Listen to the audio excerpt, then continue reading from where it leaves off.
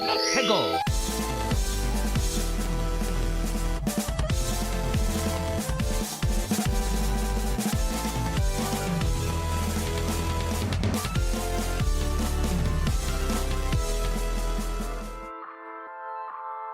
Hello and welcome to another episode of the Ferret 64 podcast with me, your host, Yemmy the Ferret. Ferret 64 is, of course, the one-stop shop for video game news, occurrences, first impressions, and so much more. That's right. We got a nice episode for y'all today. Got a new game. Got some other games to talk about. We got some news. We got a lot of coming soon today. So let's just jump right in to the first part of the podcast, which will be what have I been playing this past week.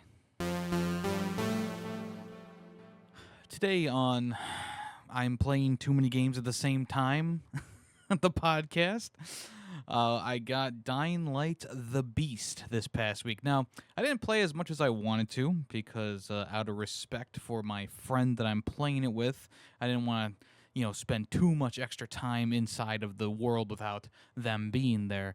But what I did get to play was very, very good so far. There's a few things to get used to that they kind of pulled over from Dying Light 2, and there's some other things in there as well. But for the most part, it feels a lot like Dying Light 1 instead of 2, which is A-okay in my book. They took out the stamina bar, which they also took out of Dying Light 2 now. They brought back the main character Crane, and I think in general, it's got a decent start to the story so far, right? You're playing as Kyle Crane. You've been captured and tested on inside of this facility for 13 years. And now, because of all this testing on you, if you don't know from the first game, Kyle is bitten. He's infected. You use the I forget what it's called. You use whatever it was to stop yourself from turning throughout that entire game, and then at the end of it all, it's a bit of it's an ending that's just kind of like an ending to the game, where you take out the main bad guy of the city, and then the government you just decide to turn away from the government. But you get captured between the events of the first game and the second game. So you get captured, and it's 13 years later, and you are inside of this facility getting tested on. And so now your inner beast is coming out.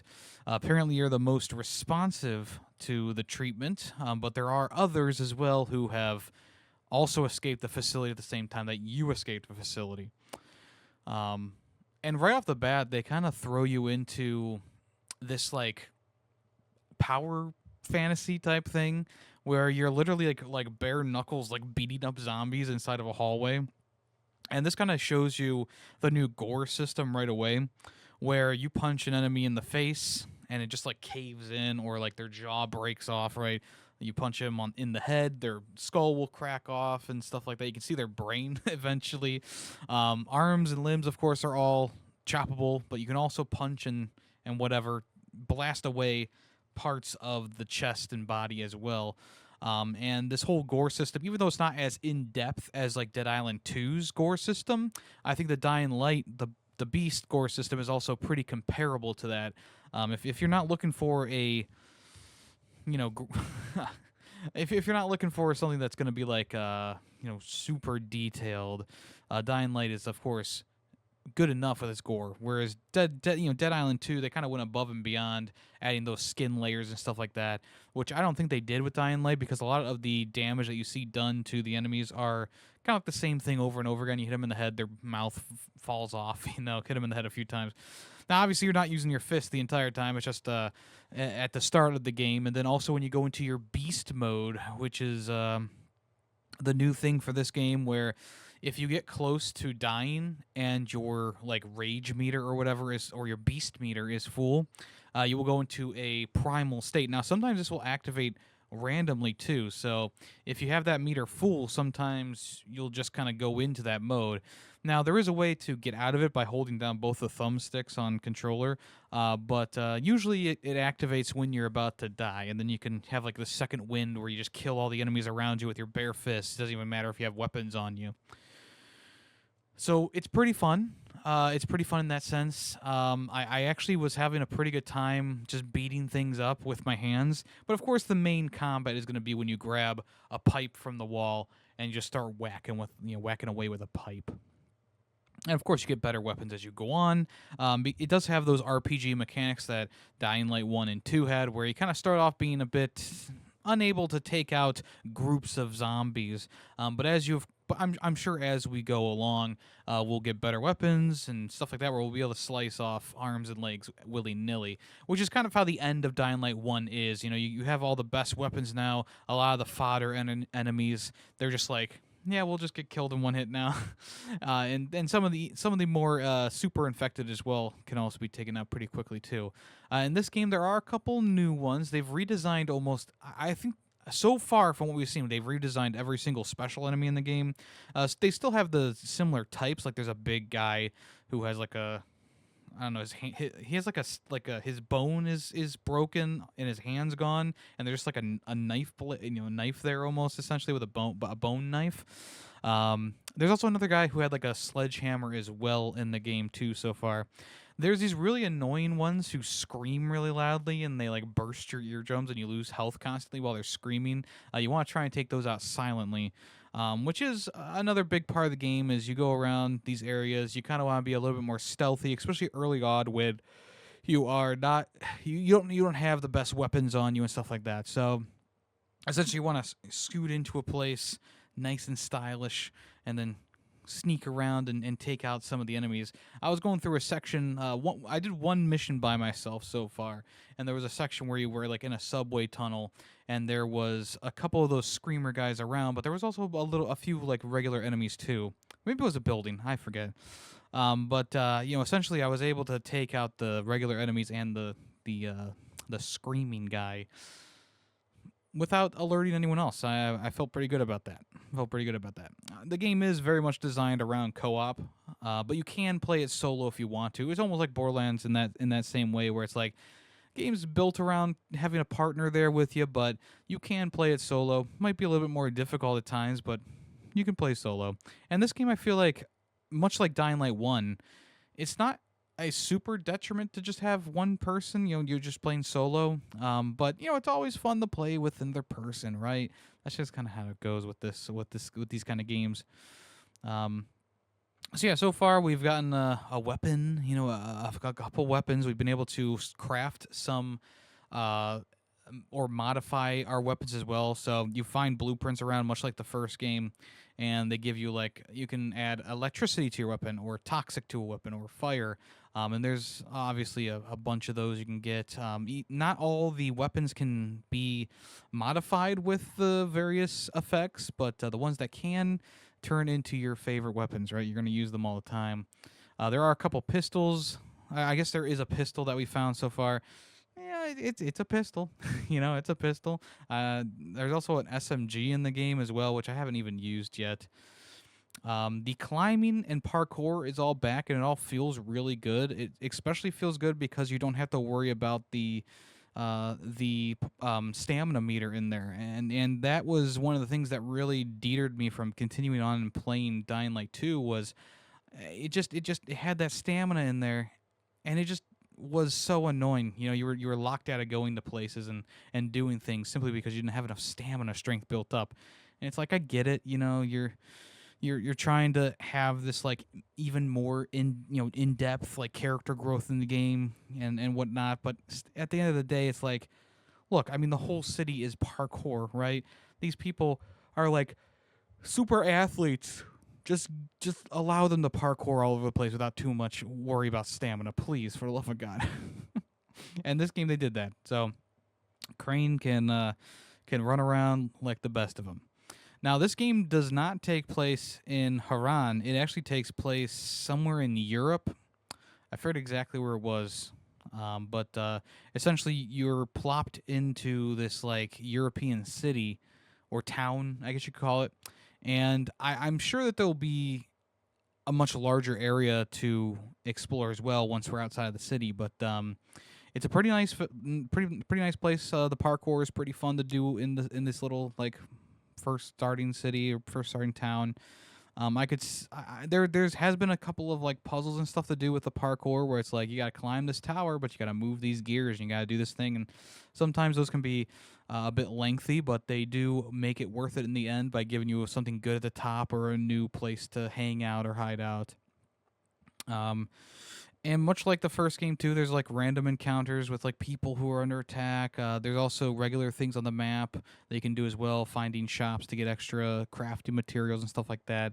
I mean, one of my favorite things from the original game was the drop kicking, and you can pretty much unlock that right away. I don't know why they didn't let you unlock it from the get go, like be a regular thing that Crane has in his arsenal. But if you spend your first skill point on the drop kick, it is very, very fun to do still, running along a rooftop, jumping into the air, and then essentially just like drop kicking an enemy off of a building.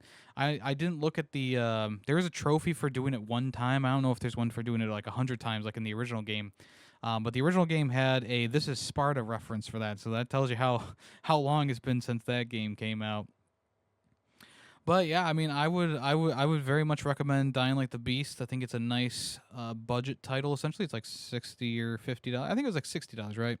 Which isn't too bad. I mean, it really impressed me so far, and I've been really enjoying my time with it. The only thing that like has been a little bit annoying is the enemies seem to have a longer reach than you expect them to. So you're like charging up a weapon attack, and you're like, okay, they're close enough now. I think I can hit them. But then they latch onto you all of a sudden.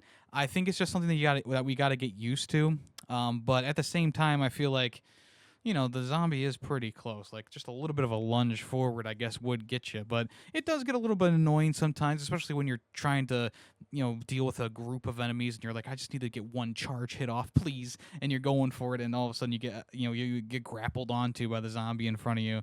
It's like, come on, man. And you don't have to unlock insta kills anymore. Once you if you stagger an enemy, you can actually do like a bit of an insta kill with like shoving them into your knee or whatever. Like just lots of cool stuff there.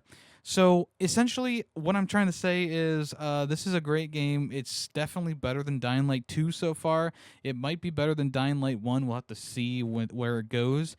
But I'm having an exceptionally good time with it. I have very high hopes for it. I have really high hopes for it. Graphics are great. Sound design's good.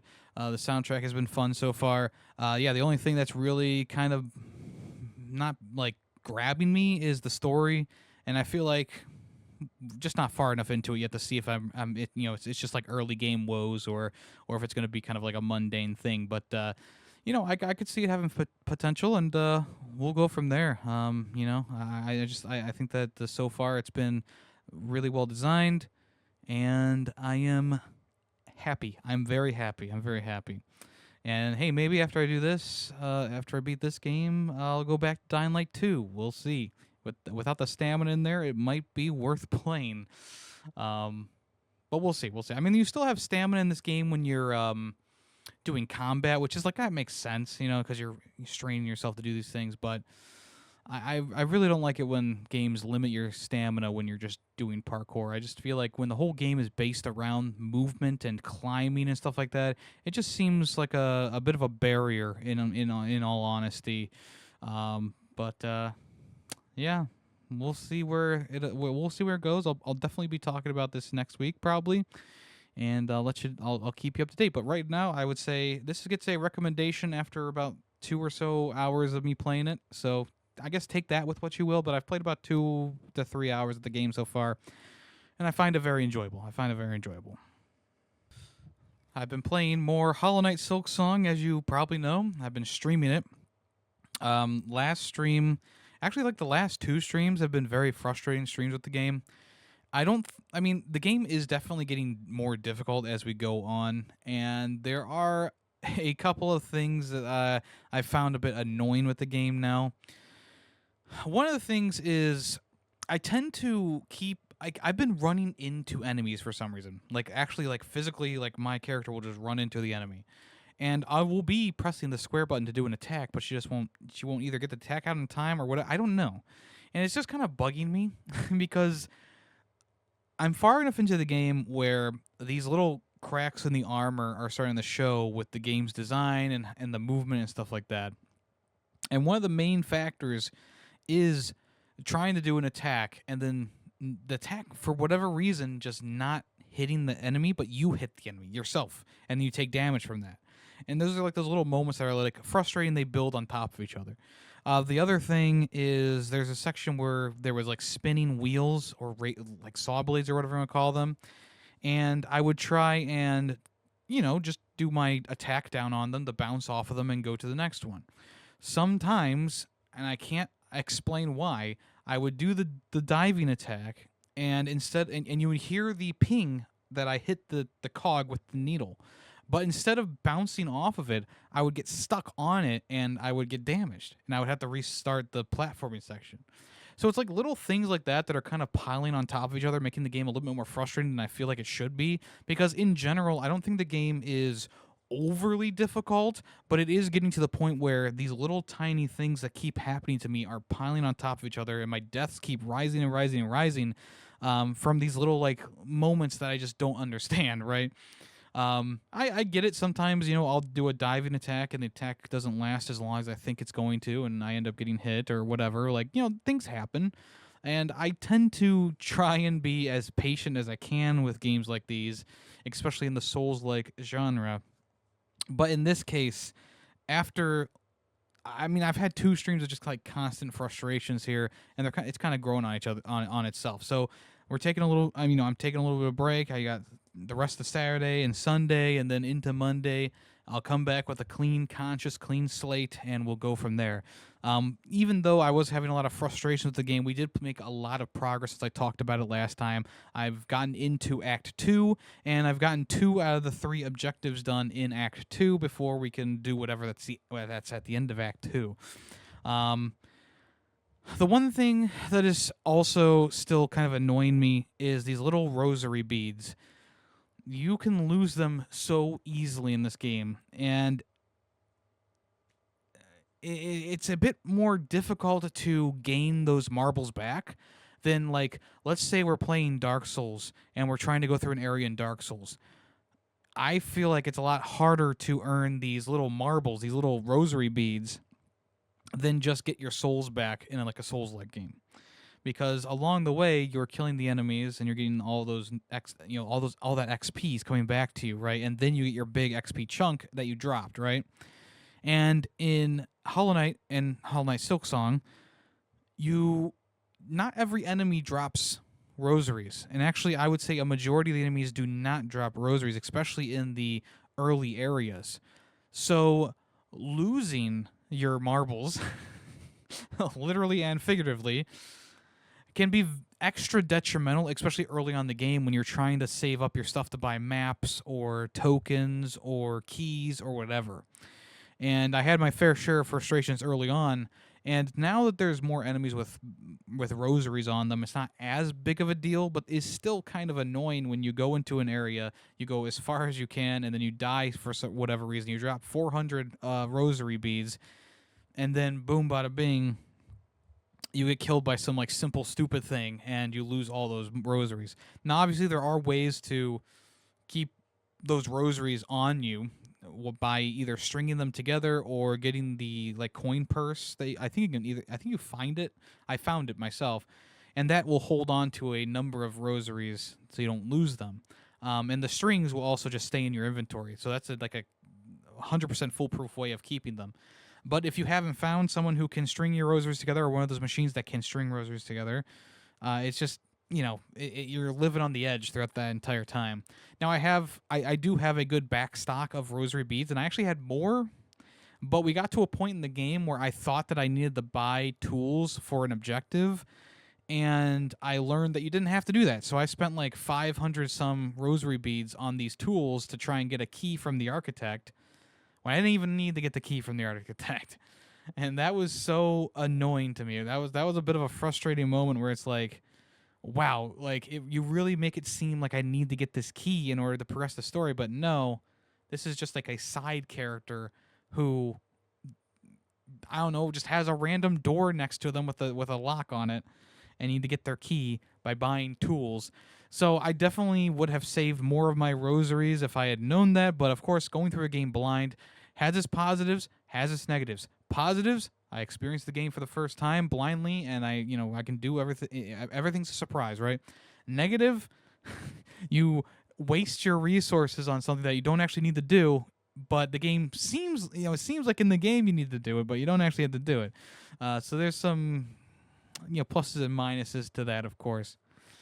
I think in general the game is still enjoyable, even though I'm having a bit of a annoying time right now.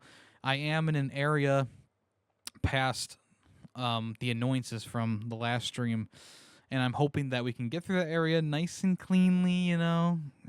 Get through that, and then do whatever else we need to do.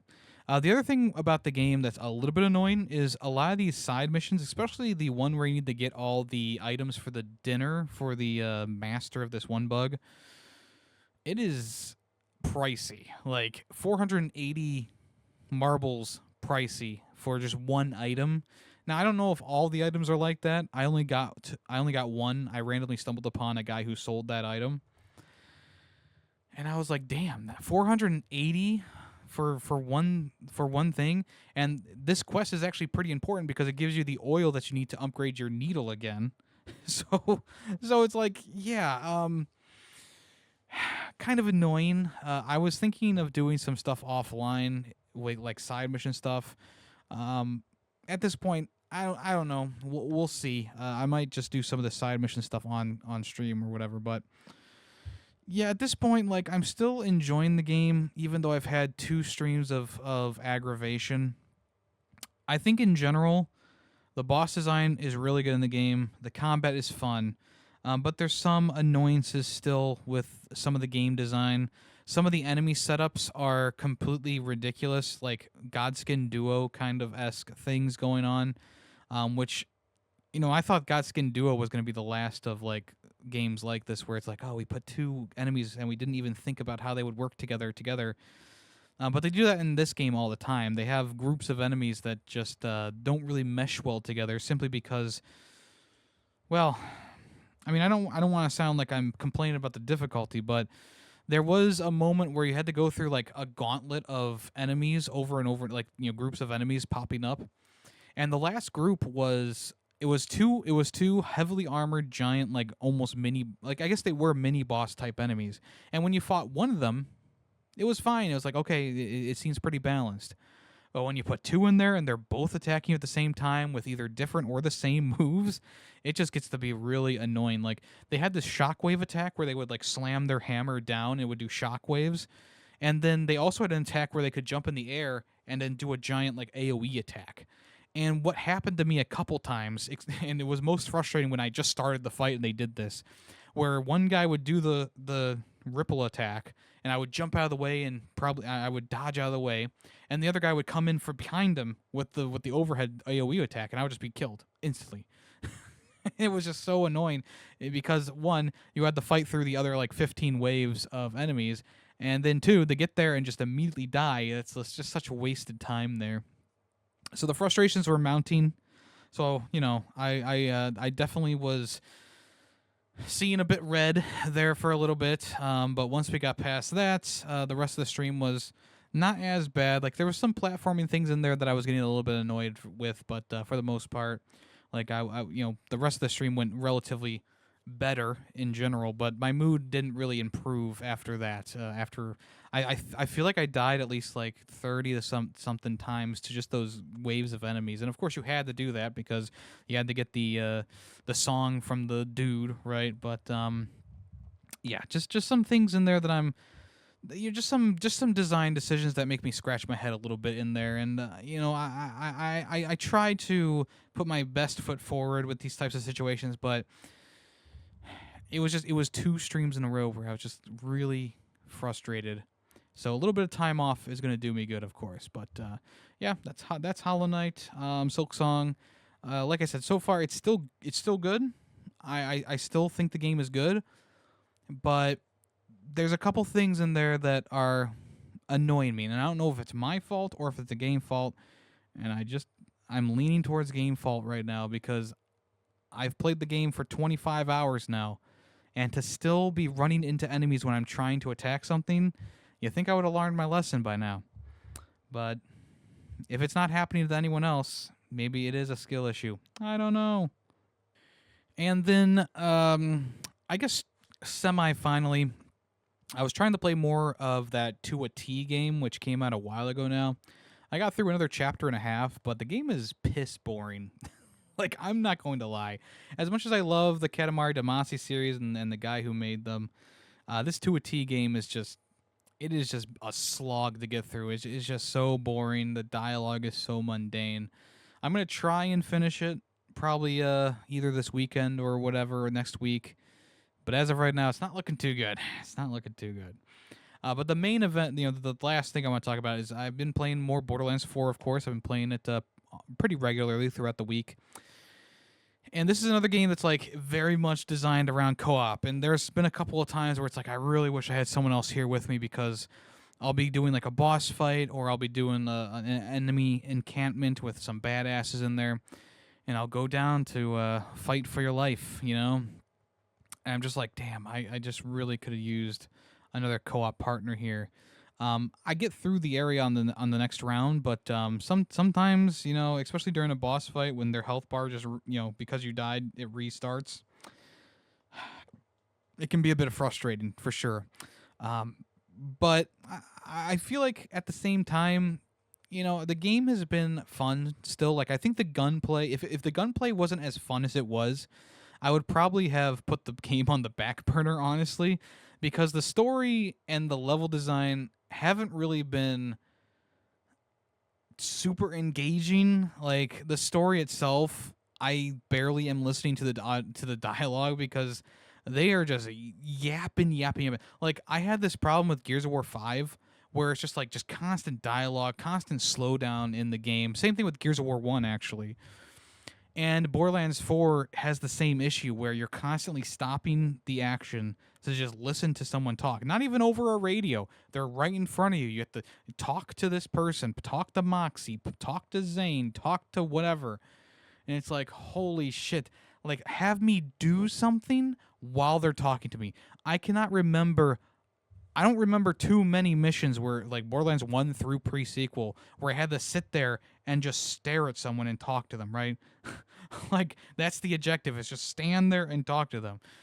And it's like, I just want to get back to the action. There have been a couple of sections in the game where I have been very entertained by the main story. There's been a couple of side missions where I've been super entertained by the side missions, but there's a large majority of main missions and side missions that just feel really mundane. I talked about the one last week where you had to get moonshine and whatever, and that was a lot of just like busy work. Go here, go to point A, kill the enemies, grab the item, go to point B, kill enemies, grab the item.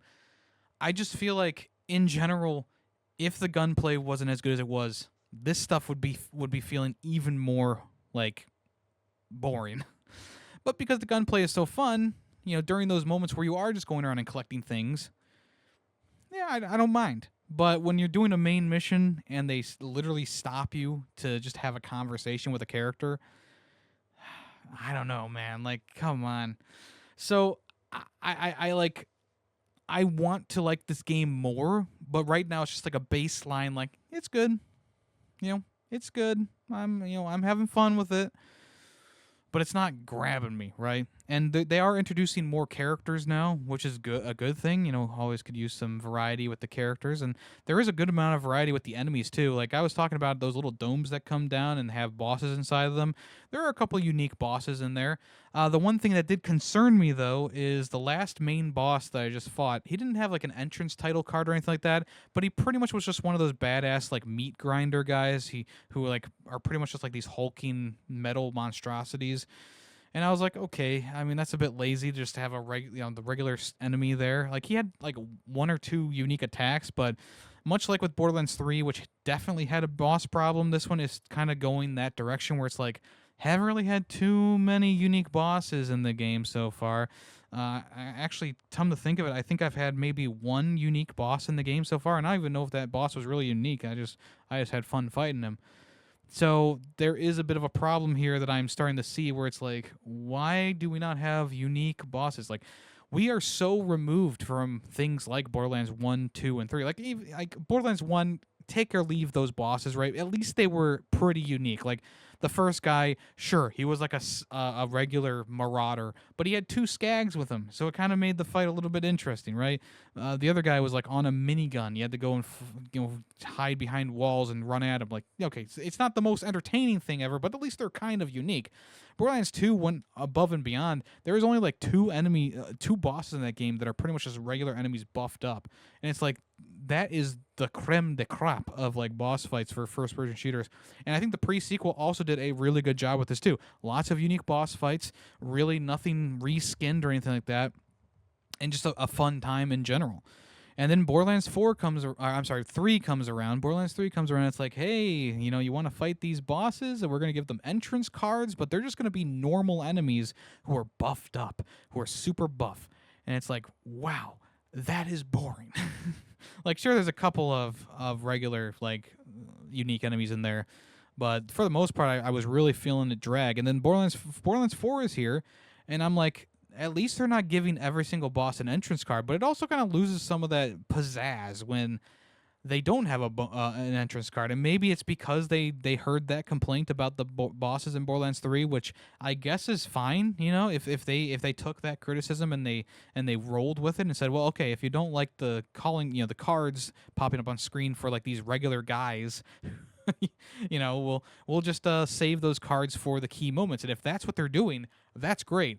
But once again, there really has not been a unique boss fight in this game so far, from the beginning to the end. Like, the first boss had some nice witty banter to him. The second boss had a pretty fun arena to fight him in. And the third boss that I fought so far, which was the most recent one, the main boss that I fought most recently, was just like, it was just like an underground arena. And it's like, it's fine, but at the same time, it's like I was really hoping for like the next level of boss fights. Like, you went back to like the pre-sequel and Borderlands 2 days, but they just kind of been okay so far. Nothing too crazy.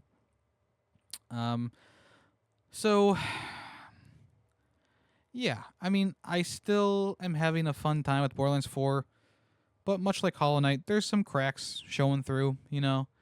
And one of the main things I guess that's been happening over this past week is the game has been having some noticeable performance issues on PC, especially.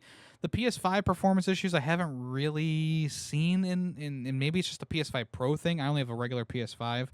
Sorry, I'm not bougie like that. Yeah, essentially the Randy Pitchford, he continues to be one of the worst spokesman, CEO of a company out there right now, just in like the video game landscape, because he just keeps making these stupid like comments, and he's like, well, if you don't like it, just refund it on Steam. And it's like, dude, that is not the response you should be having as a person who is a very public figure for this Gearbox. Like, are you really going out there and saying, just we've sold enough copies, just refund it, we'll approve the refund? It's like, that's not the way it should be. Like, just say you acknowledge the problem and you are working on it. Like, that's all you need to do. And same thing with like the with the PS5 performance issues. He said it's pretty easy. Just restart the game and everything will be fine. And if you start to have performance issues again, restart again. It's like that. I mean, I'm glad that works, but also like reassure us that you're working on that. Like, that's all you need to do. So yeah, Randy Pitchford continues to be kind of a dumbass, which is like nothing new, right? But at the same time, actually, I don't know what I was about to say, honestly. At the same time, I'm still enjoying the game, and I will update you on my progress when the time is right. All right, let's move on to what's in the news. Okay, it has been confirmed by Jeff Grubb of the Giant Bomb podcast He said that PlayStation has been doing nothing with the Bloodborne IP, even though we've had several rumors that a Bloodborne remaster was coming to PS5. Pretty much every single state of play has a Bloodborne rumor or Bloodborne hope. But he confirmed that there has been no movement in relation to the Bloodborne IP. He is quoted as saying, "Nothing is happening with Bloodborne," which that's quite concerning. So a while ago, there was that guy who was like, "Hey, if you don't put out a 60 FPS patch for the game, officially I will release one into the wild and for people to use on their modded systems," right? And it's like that probably should have been the kick in the ass to like at least do a 60 FPS patch on this thing.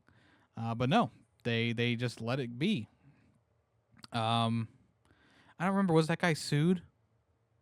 I don't remember right now. Let me know. Remind me if that guy was sued or not. But at the end of the day, it just seems like a big waste of an IP to, one, just let it sit. Like, Bloodborne is one of those Souls-like games that I think is universally loved. Like, it does have its detractors, for sure, or people who didn't enjoy it, I should say.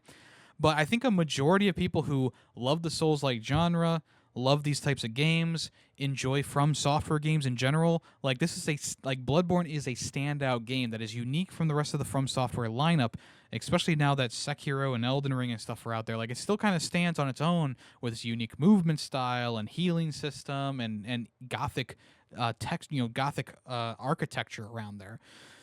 And for Sony to just kind of be like, yeah, it's just gonna stay on the PS4. It's just a bit of a slap in the face to the entire community. I think people have gotten less vocal over time, and there have been fan games and mods being put out there, of course. But yeah, it just seems like a really boneheaded decision to just be like, yeah, we're not going to do anything with this. Now, it might be a legal thing. Like, From Software is the one who developed the game for PlayStation. It's possible that because From Software is its own entity, and maybe Sony has approached them and been like, hey, can you remaster Bloodborne for us? And maybe From Software was like, yeah, but we got to put it on every single system. And then PlayStation was like, no thanks. Maybe that happened. I don't know, though. I mean, there's a couple of games in the repertoire of PlayStation IPs that have never gotten a remaster or anything like that from the PS4 era. But then there's also a plethora of games that have gotten remasters. I mean, The Last of Us has gotten 2 remasters, plus Last of Us Part 2 got a bit of a remaster. And then you see Horizon, the original Horizon game, got a remaster as well. Like, Until Dawn, like, you're going to remaster Until Dawn before Bloodborne? Like, hey, look, I'm no CEO, but hey, if I was at the top of PlayStation's leadership, I would be like, yeah, we should probably get that Bloodborne game running at 60 FPS on the PS5, put a free patch out there. Hey, we should probably do like a remaster of that game, clean it up a little bit, maybe do some quality of life stuff. I don't know. Because there is still a large portion of people, including myself, who would love to see this game come to the PS5 and would love to see this game give a bit of a remastered treatment. But no, they have not done anything with the IP since that DLC came out and they released that combo pack physically. I believe it was a physical combo pack of Bloodborne plus the old Hunters DLC. So like nothing has happened since then, and it's just like we really could use something Bloodborne related, right? Which I guess we are getting on the Switch too with the new Dusk Bloods game, but that's not coming until next year. And I think if PlayStation does not release a update for the game to give it a 60 FPS patch or whatever, the time is now before the Dusk Bloods comes out, because the Dusk Bloods is a very Bloodborne coded game, even though it's being developed for Nintendo and for Nintendo systems. But hey, as of right now, they've done nothing with this, and I'm sure they will continue to do nothing with it until time stands still, which is dumb, in my opinion. All right, seems like Fall Guys, the free-to-play, stumbling multiplayer game, is starting to possibly have a bit of a end-of-life sequence happening right now. The latest update for the game added in a ranked cycle system, which every 8 weeks there will be a new rank system instead of something being brand new being put into the game. They have unlocked the vault. There are vaulted levels coming back. The limited time modes and live events are going to shake things up, and there's going to be a new Fame Pass coming up as well. But they did not mention anything about new levels, new content, new skins, etc. People are very much asking for new levels in this game. I think that's the main cry from the people who are still playing it. Me myself, I have not played the game since I think 2023 was the last time I played it.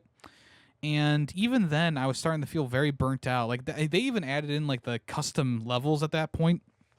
But I was like, yeah, I don't really want to play user-created levels. Like most of them are kind of garbage, right? You want to get those like official levels from the developers, and there were a lot of really good levels in the game, like a lot of cool little arena things to do. But the game had already become a bit stale at that point.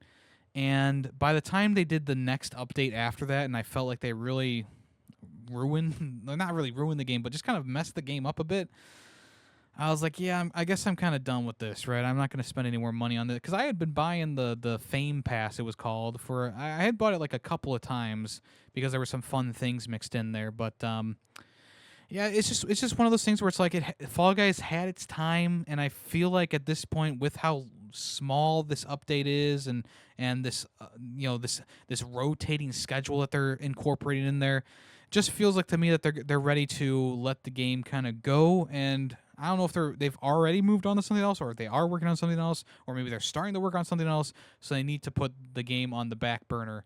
But as of right now, we don't really know. All we do know is that people are getting a little bit annoyed that the content is starting to skim down a little bit.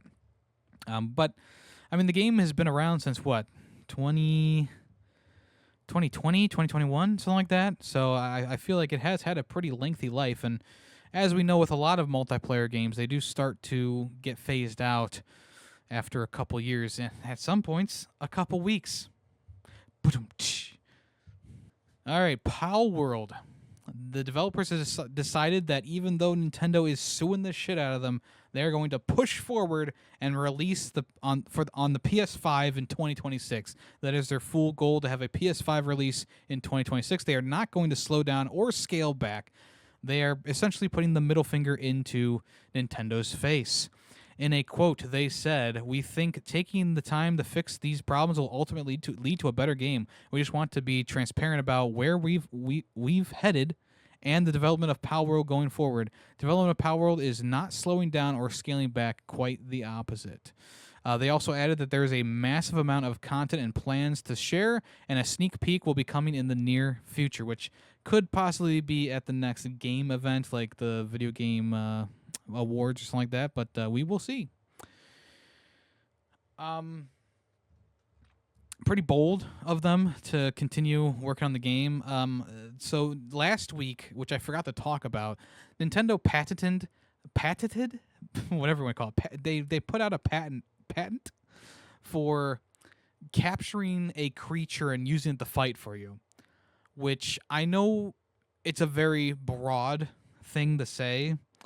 But apparently, if this does officially go through, there's going to be a lot of games in hot water. Like, think about, like, Death Stranding 2 just came out this year, and there is a feature of capturing the monsters in that game and using them to fight for you. Like, would they have to take that out? It's a very broad concept, and it's a very stupid thing to try and put a patent on, because I mean, like, fuck, let's just put a patent on a character jumping. Like, at that point, I don't think that Nintendo can seriously make a claim for capturing a creature and having it fight for you when there are so many different properties that use the same thing, even around the same time. Like, sure, you don't capture things with Yu-Gi-Oh, but you are using monsters and having them battle for you. You are taking them from your opponent in some cases if you're going by Battle City rules. So it's just one of those things where it's like so many things could be affected by that single decision. And they also have a claim on spheres capturing Pokemon as well, which is like, really? A sphere? Like, it doesn't make sense to me. Nintendo has been putting out kind of mediocre Pokemon games. Like, even though they kind of fixed Scarlet and Violet with the Switch 2 upgrade, like, you kind of look at the Pokemon games and you go, I was really hoping that this was going to advance farther than this. Like, when I was playing Pokemon Sword, I was like, damn, this is fun. I really enjoy this. I'm hoping that the next iteration improves the graphics. And then you play Pokemon Legends Arceus, and it's like, I mean, it looks fine, but it's not like that good looking. And then Scarlet and Violet come around, and that game was a train wreck. And now we have the newest game coming out, which is ZA. And I've already expressed my opinions about these trailers that we've seen, but being inside of a city and being probably a smaller map than what you're used to, I feel like the city should look very vibrant and very alive. But in all of the little snippets of gameplay we've seen, it's just kind of been a bare kind of area. And I'm just worried that, well, actually, I'm very worried that it's going to be a bit of a barren game. The game might be fun as hell. It might be one of the best games of the year, that ZA game. But at the same time, it's going to look. I think it's just going to look very gray, very repeat textures kind of thing. And the whole roundabout point I'm trying to make here is that Nintendo and Game Freak are not doing a good enough job with these Pokemon games, so it falls on to the indie studios to come up with something similar and an addicting experience, while also being, something different than what Nintendo is putting out there, so that they can actually, market the thing. Temtem, which I know there's like an up and down thing with Temtem. It does surprise me that Temtem has been able to, 1, release on the Switch, 2, go through its entire early access life cycle without having any issues, and 3,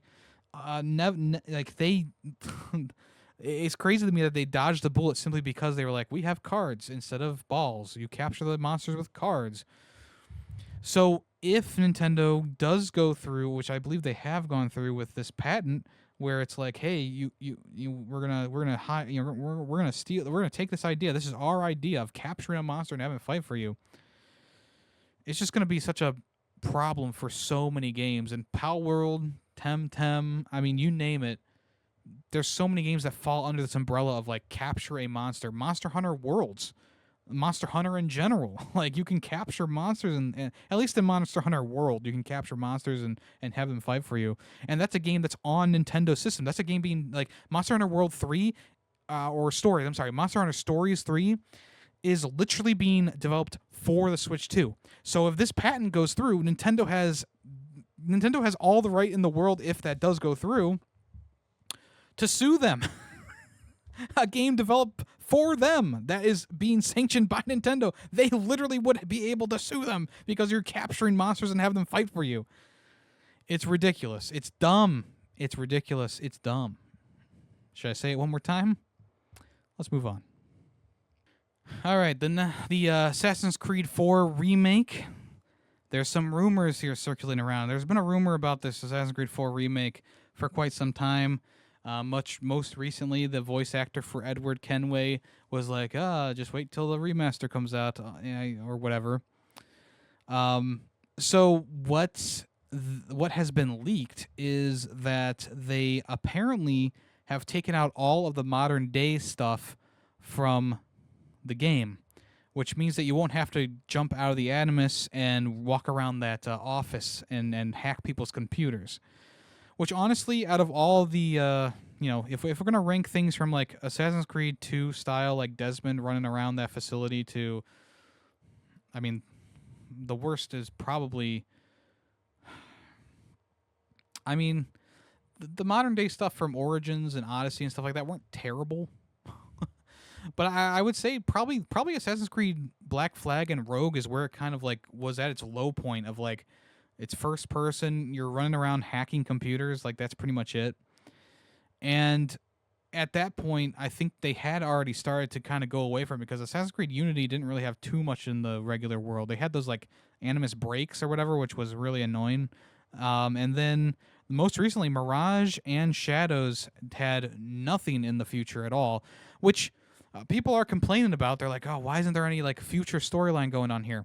But the funny thing is that people didn't want the stuff anymore. Like, I think back to when like Black Flag and stuff were coming out. People were like, I'm done with this, with the future bullshit. Desmond's gone. It doesn't matter anymore. Take it out of the game. I remember those comments. I remember them pretty vividly. Actually, from like Odyssey and Origins and Valhalla, people were also begging them to take that stuff out of the game. And then they finally take the stuff out of the game, and people are like, "Oh, I miss the future stuff." It's like, but you got what you wanted. Like, this is what a majority of people wanted. And so them taking out the futuristic stuff in Assassin's Creed 4 makes a lot of sense with how they've been doing the Assassin's Creed games, right? But at the same time, I feel like if you are calling this a remaster and not a remake, taking out the future stuff and adding in some extra RPG elements feels more like a remake. So, yeah. The rumor is that this Assassin's Creed 4 remaster is targeting a 2026 release. We will see if that actually happens. Until then, though, keep your tin full of hats on, okay? Finally, for the news today, Battlefield 6 is going to keep PlayStation and Xbox players together, even if crossplay is turned off. So what does that mean? If crossplay is turned on, you will matchmake with other players across every platform, including PlayStation, Xbox, and PC. Crossplay is off, it'll only switch you off for PC players. Console players, including Xbox and PlayStation, will still be playing together. I don't think this is that big of a deal, in my opinion. Xbox and PlayStation, like, you're both using a controller to play the games anyway. The main reason why they do these things is because when you're using a mouse and a keyboard, you can essentially accelerate your mouse to have super crazy like 360s. Like, you've seen the clips, right? You know, better accuracy with a mouse, of course, especially if you're someone who trains your brain to do this stuff, right? And on a controller, you're just, that's why they have auto aim and stuff on your controller settings, because they're a little bit less precise. So I understand not taking Xbox and PlayStation and putting them separately. It could also be a thing where it's like, well, what if there's a not... I mean, obviously, the game's not out yet. I do feel like it's going to sell very, very well across the board. But let's say the Xbox version just doesn't sell that well. If you turn crossplay off on an Xbox version, you might only get like 16 people matchmaked with you if no one's playing at the moment, right? Now, I don't think that's going to happen because I have a lot of faith in this game. I've seen the replies on people's on like tweets from Call of Duty and videos being posted to YouTube and stuff like that. People are very, very, very excited for Battlefield 6. I am one of them. I'm so excited that I was contemplating like upgrading my pre-order to the deluxe edition so I could freaking get the game early, but I'm holding back. I'm holding myself back, okay? I am so excited for Battlefield 6, and I'm sure a lot of people are. So I don't think there's going to be a problem with like if you just had crossplay turned off, the PlayStation version being, the only thing you're playing with. I don't think there'll be that problem, but I understand them not wanting to take out Xbox and PlayStation crossplay and just have PC players be on their own. I mean, that's a major difference there. Keyboard compared to controller. And of course, there's people on computer who play with a controller. I play with a controller a lot on keyboard. I'm sorry, on PC. Just because I'm just like not that big of a mouse and keyboard type guy. My whole life I've been playing with mouse and keyboard, but I very much prefer a controller in my hands. And that's just me. Yeah, I guess that's just like one thing that's kind of causing a little bit of concern across the gaming landscape between PlayStation and Xbox players. They're like, but if I turn crossplay off, it shouldn't have it on for Xbox players. But it's like, does it really matter at the end of the day? You're probably not going to turn it off anyway. I've never turned off crossplay since like... Man, I'm trying to think of which Call of Duty that was. I turned it off for like Black Ops 4 or something like that, because I was getting into lobbies with people who were hacking, and they were definitely on PC. Other than that, though, I've really not turned off crossplay. And with the beta, I felt like the beta was fine. Like, that was also crossplay with everyone, PC, Xbox, and PlayStation. I didn't have hardly any issues. Like, sure, there was, the occasional guy doing like the quick quick scope, like 180 move. But I think because of the movement tweaks that they're doing to the game, it's not going to be as big of a problem. But we'll see when the game does officially release, which I am very excited for, of course. All right, let's go ahead and move on to what's coming soon.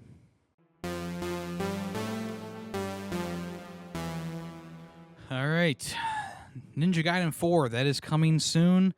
And the official YouTube channel, Team Ninja Studio, has put out some new gameplay for it, including a section where you are playing as the new Yakumo character, and they just kind of show off his moveset here. And I thought it looked pretty impressive. Obviously, these games are brutal, and this one, like, ups it. Like, if Ninja Gaiden 3 was like a 10, like, this is like a 30 to 50, like, just on the action scale and the gore scale. Like, we're getting a combination of Team Ninja and Platinum Games, which is two systems that are very different from each other, but combined, they seem to make a hell of a game. So don't forget that this game is coming to Xbox Game Pass very soon. It's coming October 21st. I think this is a contender for one of the best action games of the year.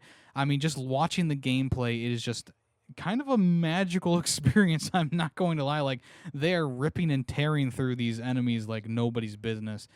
There was also a in Game Informer, the most recent Game Informer issue, there was a pretty lengthy article on Ninja Gaiden 4.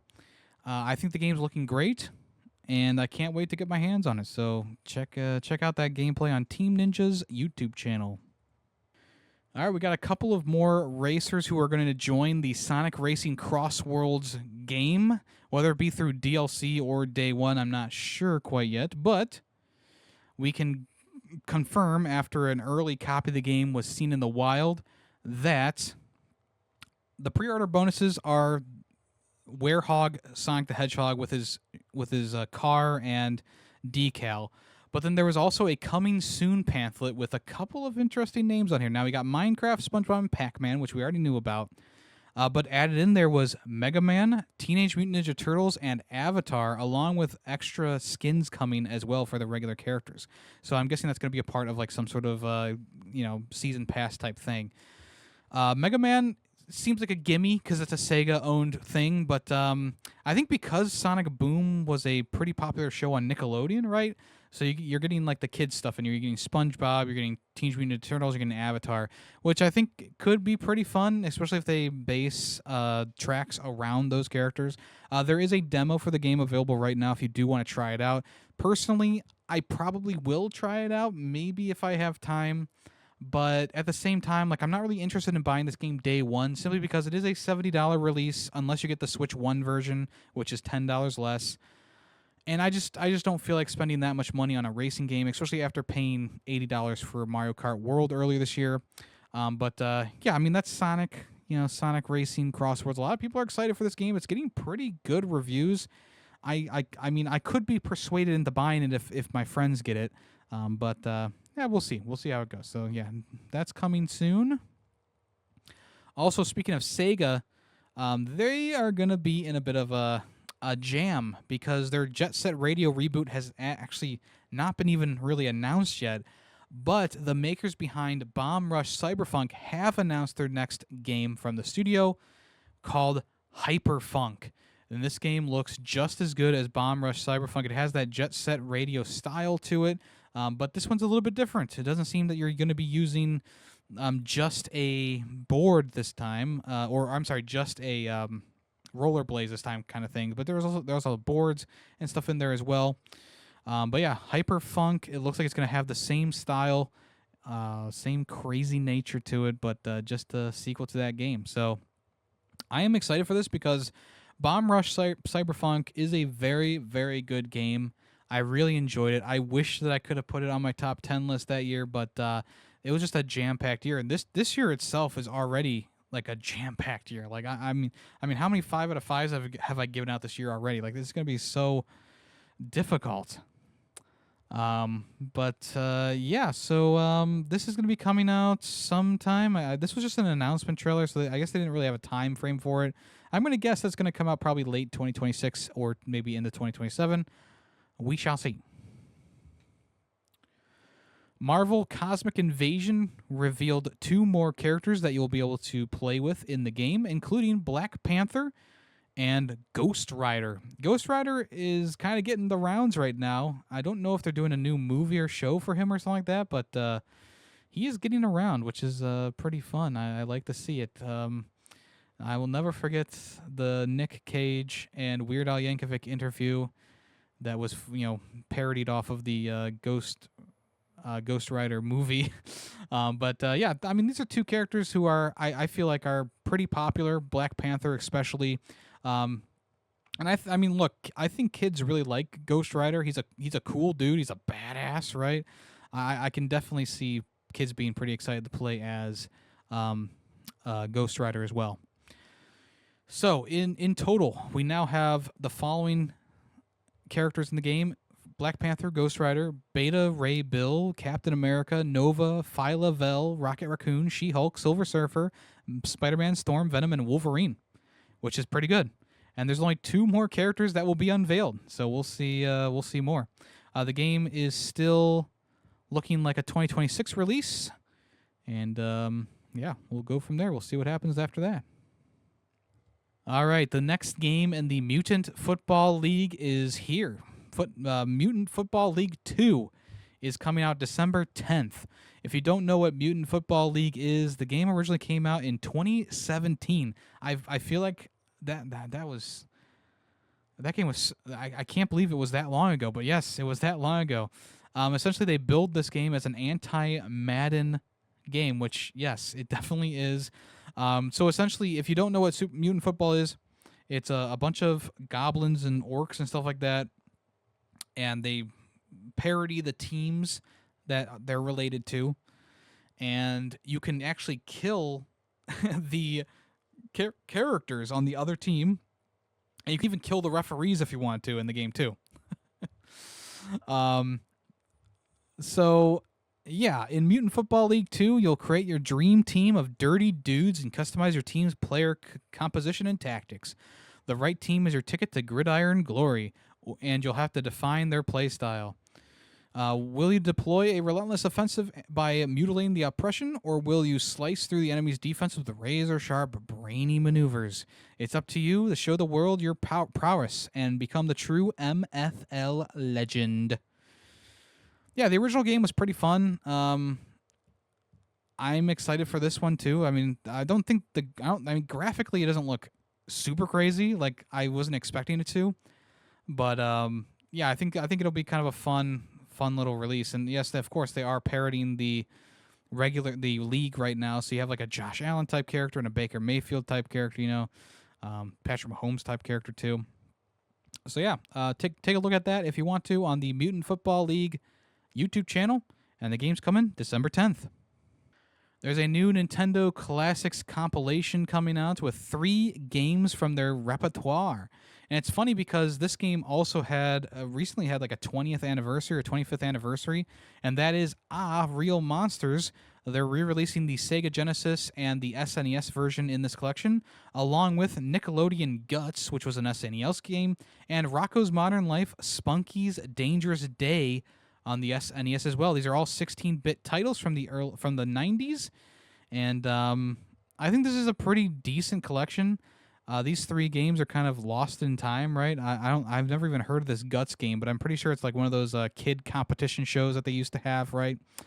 But this is available standard edition for $35. This is going to be available on limited run games, of course.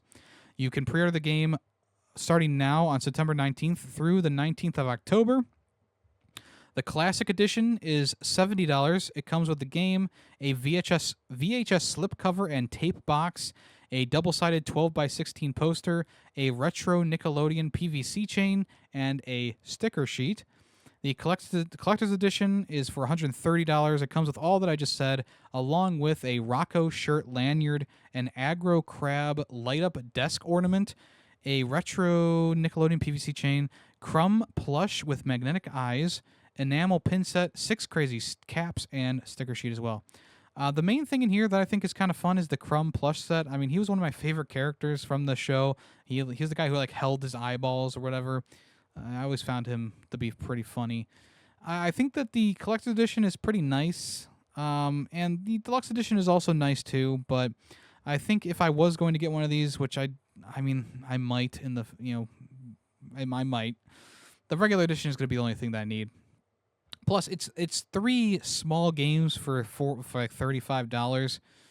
I mean, if they release this digitally, which I think they will, probably get it digitally instead of buying it physically, because I think digitally is probably going to be like, I feel like it'd be like a $20 title, right? But yeah, it's called Nickelodeon Splat Pack. If you want to check that out, it's coming from Limited Run Games. And did they do a release date? No release date yet. To be announced. All right, Recreation. The release date has been revealed for that. This was announced all the way back in 2022. This is the game that's kind of like Burnout in a way, where you race your cars and crash into each other, but you also have custom tracks, kind of like that Trackmania Turbo game. So you can kind of make your own track and race around that if you want to. So I think it's a cool little combination there, Burnout X Trackmania. But yeah, Recreation. The official release date is October 28th, 2025, which I feel like has been a long time coming, but I think it'll be well worth the wait. The game looks pretty fun. I'm sure it's going to be a pretty fun multiplayer game too, racing your friends and crashing into them, of course. And yeah, we'll see how that goes. Recreation. Dispatch. This is the game where you play as a person who is essentially telling superheroes where to go or whatever, right? They announced that it's going to be arriving in episodic form. So it's kind of like a Telltale style game where you play as some heroes. And the first 2 episodes are going to launch on October 22nd, and further episodes will arrive on a weekly basis over a 4-week run. So the first 2 episodes are coming out the 22nd. The next 3 and 4 episodes are coming the 29th. The next 2 episodes are coming the 5th of November, and then the next 2 episodes are coming the 12th of November. The standard edition is $30, and the digital deluxe edition is $40, which I feel like isn't too bad of a thing there. The most expensive version comes with a 100+ page digital art book and 4 digital comics based on the characters, which is kind of fun. So yeah, I mean, I think the game looks pretty good. I mean, for like a Telltale style game, can't really complain, I guess. Yeah, if you want to check that out, that is coming soon. RoboCop is getting a collection bundle. So as you know, RoboCop Rogue City got a sequel this past year called Unfinished Business. It is officially getting a combo pack for $50, which is actually a pretty good price to have both of these at the same time, right? The collection edition is going to come with a metal case, both the games, of course, 8 exclusive in-game bonuses, including the Pitch Black Auto 9, the Scarlet Cryo Cannon, the Prototype Auto 9, and the OCP Shotgun, along with an alternative police uniform for RoboCop. And also you get 3 different armors for RoboCop as well. The damaged armor from the first RoboCop movie, a blue armor from the movie RoboCop 2, and a frosted armor, which is an exclusive for the game. Yeah, if you want to check that out, that'll be coming soon on October 30th, if you want to check that out.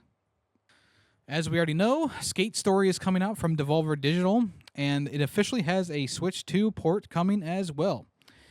So I guess on the same day as the other games, which we don't know exactly when the games are releasing still. They have a 2025 scheduled release for it, but we'll see. So yeah, the game is going to come to Switch 2 as well as the other platforms like PC and PlayStation and Xbox. This game looks really good. This game does look really good. It has a very unique, like, glass-like style to it. The tricks look really fresh. The camera gimmicks and stuff like that look really cool. If you haven't checked this game out, I would highly recommend going to Devolver Digital's YouTube channel and checking out the latest video for Nintendo Switch 2 version of this game. This is one that's I've been eyeing for a little while, and I think you should too. It looks really good. So if you want to know what the game is about, hypnotic beats for demonic streets. Cruise through the underworld to a psychedelic soundtrack by the New York artist Blood Cultures and additional songs by John Fio. A stylish street skating adventure. Skate through the 9 layers of the underworld. Cruise through the streets and surreal landscapes full of waxed ledges and unholy gaps. Succumb to the beauty of the board. Sell your soul for decks, wheels, and trucks. And trucks to keep your skating fresh. Over 70 plus skate tricks to progress and improve. So yeah, I think the game. I mean, look, I can't say it. I can't say it enough. This game looks incredible. They did a great job with the graphic style. I think it's going to be a pretty unique game as well compared to other skateboarding games that we've gotten in the past. And yeah, I'm very excited to see when that'll finally be releasing. It's got to be in October, right? Like, I feel like this is like an October game, you know? But we'll see. And finally, for the coming soon section today, Little Gator Game is getting a big expansion in 2026. It's the biggest expansion ever. Kind of. So yeah, the game is going to be, or the expansion is called In the Dark, and will feature, of course, lots of new friends to find, a new area to explore, all at night. It's promising to double the size of the original game and bring you a little spookiness to the Gator's life. You'll be exploring an underground world of cavernous corridors and secret treasure. Plenty of new friends, too. Yeah, it looks really good. The trailer can be seen on Playtonic's YouTube channel. I mean, I wouldn't mind jumping back into this game, especially if it's like a pretty much it almost seems like an entirely new game, right? But it is nice that they are selling it as DLC. So if you own the base game, it's not going to be too much of a cost, I'm sure. I'm thinking probably, I mean, if it's doubling the size of the original map, I'm thinking it's probably going to be like a $10 to $15 DLC. But we'll see. We will see. So yeah, Little Gator Game, getting some new stuff in there, which is great. Love to see it. All right, let's go ahead and do the Guess That Song. If you know the name of the song and the game that it came from, I will give you a super reaction in the Discord, or if you comment down below, I will give you a heart and or a congratulations. Let's go ahead and listen to today's song right now.